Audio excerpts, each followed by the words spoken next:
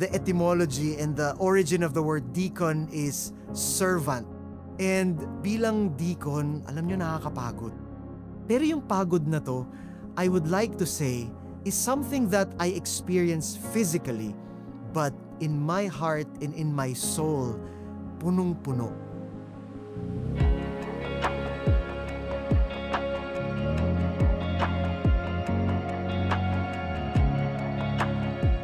Day 5. Our gospel today is taken from Matthew.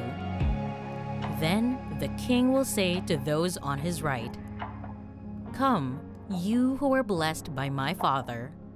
Take your inheritance, the kingdom prepared for you since the creation of the world. For I was hungry, and you gave me something to eat. I was thirsty, and you gave me something to drink.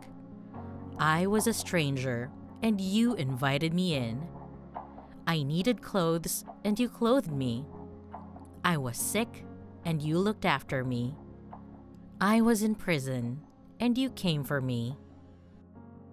Hi, ako po si Reverend Migs Ramirez, and I have been a deacon since April 21, 2024. Pero bago po yun, I used to be a servant in the Light of Jesus family.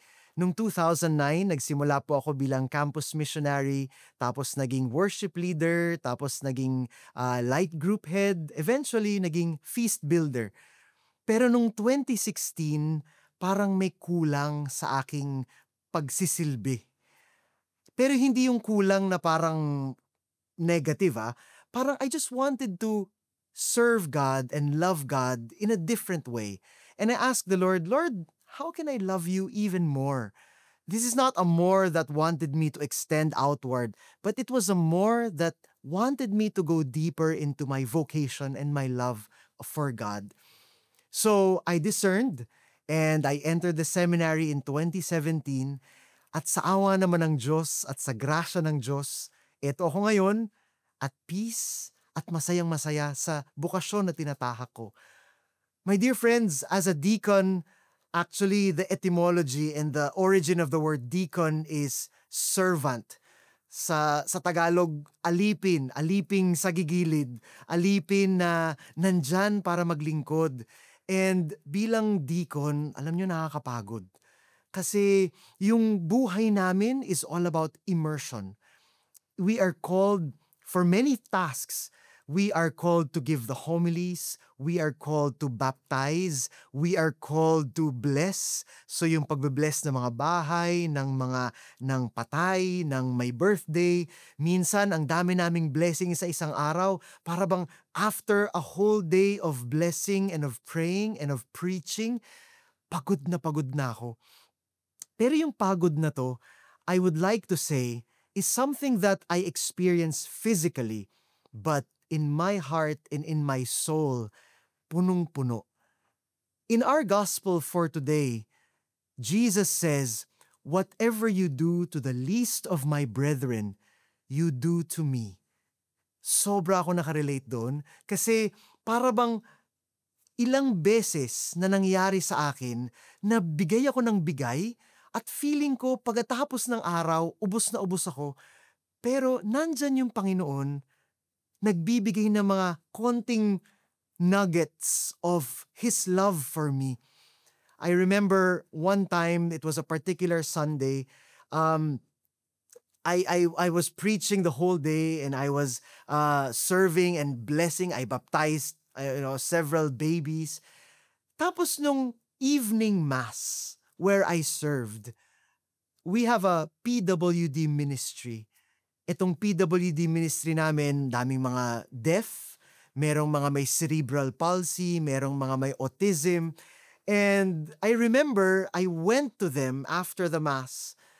Tapos yung he was a big guy, his name is Christian.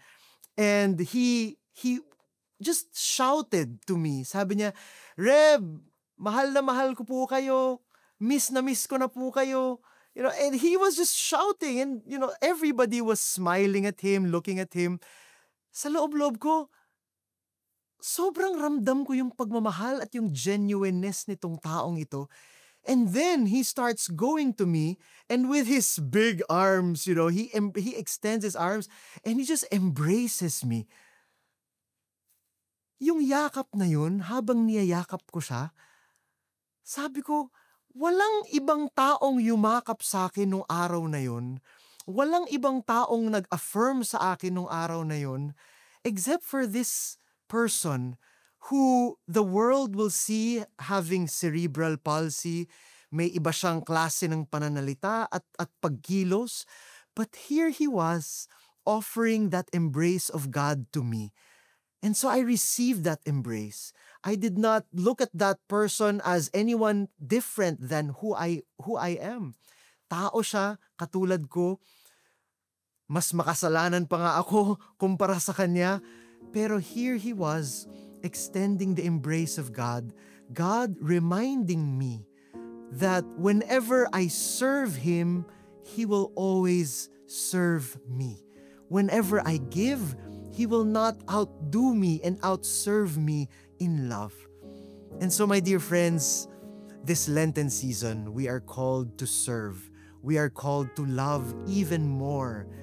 And so my challenge for all of you, for all of us, especially this Lenten season, let's continue serving and let's continue loving, because we know we have a God who will never outdo us in love. Lord Jesus, grant me the grace to humbly appreciate my intrinsic holiness and to willingly cooperate with you in working it out. Thank you for the gift of empathy. May you give us the grace to lend a hand whenever we encounter you in our neighbor who is in need. Amen. Do you see Jesus in others? How do you love Him through the people around you? Be part of a faith-filled community. Go to feast.ph and join us.